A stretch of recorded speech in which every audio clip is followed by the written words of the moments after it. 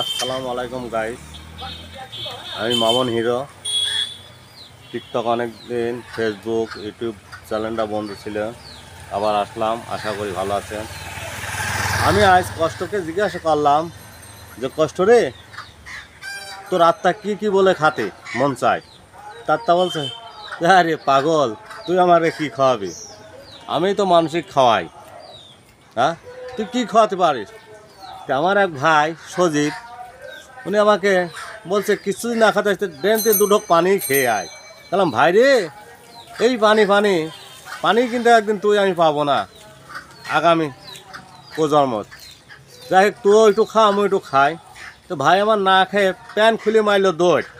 ভাই ওই জোর বোর ঘরে উঠেছে, আর কিন্তু ভয় থেকে বেড়ায়নি এখন পর্যন্ত সেই সজীব ভাই।